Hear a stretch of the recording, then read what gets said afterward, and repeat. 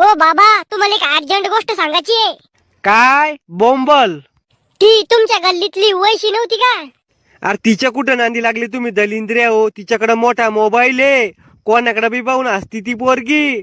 ले लपडेबाज पोरगी बर का ती, ले चालू आहे ती पोरगी. तुमचा नातू तिले घेऊन पळून गेला हेच सांगायला तो आम्ही. अरे मले अटॅक येऊ राहिला, मले कोणीतरी दवाखान्यात न्या रे. करे कुठे गेलतो 2-3 दिवसाचा दिसलाच नाही. अरे गोव्याला गेलतो फिरायला. करे तिथे तर भिकारी लोकांना येऊ देत नाही ना, म्हणूनच तर तुले नेलं नव्हतं मग. अरे भिकार चोटा हो, काही काम धंदे करा, पैसे कमवा. कहो बाबा, 30 वर्ष आधी तुम्ही तुमच्या बाप दादाची 30 एकर जमीन 30,000 रुपये एकराने विकून टाकली. तुम्ही भिकार झाले आणि तुमच्या पोराला बी भिकारी केलं. मग भिकार चोट तुम्ही आहे का आम्ही आहे? लय शाय ना झाला रे, थांबतोय घरीचे तुम्ही.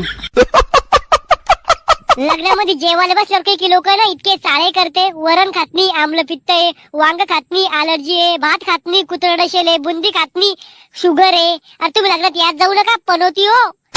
असे पनोती लोक ज्या बी लग्नामध्ये जाते ना, त्या नवरदेव नवरीचं 12 महिन्याच्या आताच वाटोळं होतं. ए राहुल, चहा पाज ना यार आज. पैसे नाही ये रे माझ्याकडे.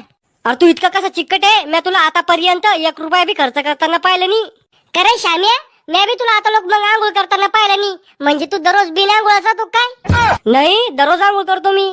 हा तसंच मग मी बी दररोज खर्च करतो, पण स्वतःवर, लोकांवर नाही. ए राहुल, चहा पाज ना यार आज. पैसे नाही ये रे माझ्याकडे. अरे तू इतका कसा चिकट आहे, मैं तुला आतापर्यंत. क्या जुर्म था हमारा जो तुम खफा हो गए, तुम मिले भी नहीं और जुदा हो गए. बापू, तुमच्या जाण्याने आम्हाला काहीच दुःख नाहीये, कारण की तुम्ही कधी आमच्या जवळ येतच नव्हते. तू ना जा मेरे